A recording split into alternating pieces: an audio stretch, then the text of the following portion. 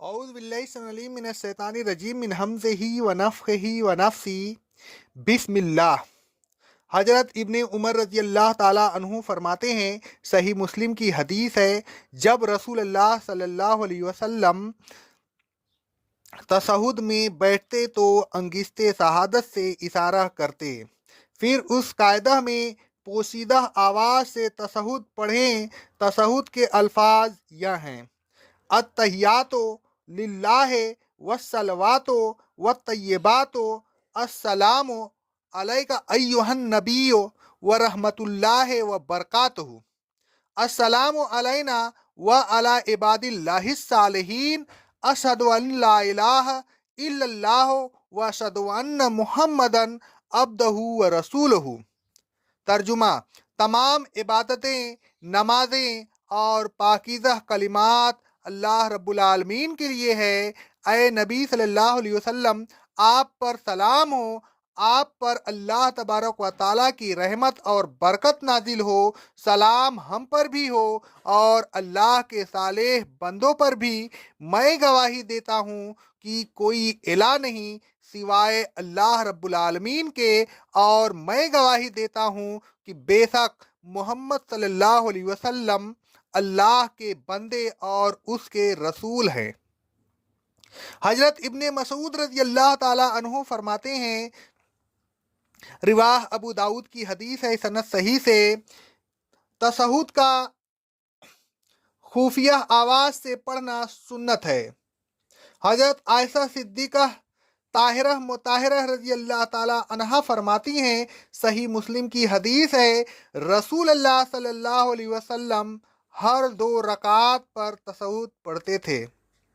پھر اللہ اکبر کہتا ہوا تیسرا رکعت کے لیے کھڑا ہو جائے۔ سیدھا کھڑا ہونے کے بعد دونوں ہاتھوں کو اسی طرح اٹھائے جس طرح شروع نماز میں اٹھائے تھے۔ حضرت نافع رضی اللہ تعالیٰ عنہ کہتے ہیں، صحیح بخاری کی حدیث ہے، ابن عمر رضی اللہ تعالیٰ عنہ جب نماز شروع کرتے تو اللہ اکبر کہتے اور دونوں ہاتھ اٹھاتے، جب رکوع کرتے تو دونوں ہاتھ اٹھاتے، جب سمیع اللہ لمن حمدہ کہتے تو دونوں ہاتھ اٹھاتے، اور جب 2 رکعتیں پڑھ کر اٹھتے تو دونوں ہاتھ اٹھاتے، اور وہ کہتے تھے کہ صلی اللہ علیہ وسلم بھی اسی طرح کرتے تھے۔ حضرت ابو حمید رضی اللہ تعالیٰ عنہ فرماتے ہیں، رواہ ابو داؤد کی حدیث ہے، سند صحیح سے، رسول اللہ صلی اللہ علیہ وسلم جب 2 رکعتیں پڑھ کر کھڑے ہوتے تو اللہ اکبر کہتے اور دونوں ہاتھ اٹھاتے، یعنی رفع دین کرتے، پھر تیسری رکعت بھی اسی طریقہ سے پڑھتے جس طریقے سے دوسری رکعت پڑھتے تھے۔ حضرت ابو حمید رضی اللہ تعالیٰ عنہ فرماتے ہیں، رواہ ابو داؤد کی حدیث ہے، سند صحیح سے، پھر رسول اللہ صلی اللہ علیہ وسلم باقی نماز بھی اسی طرح پڑھتے تھے۔ جب تیسری رکعت کے دونوں سجدے کر چکے تو اسی طرح بیٹھ جاؤ جس طرح پہلی رکعت میں بیٹھا تھا، سیدھا بیٹھنے کے بعد کھڑا ہو جائے۔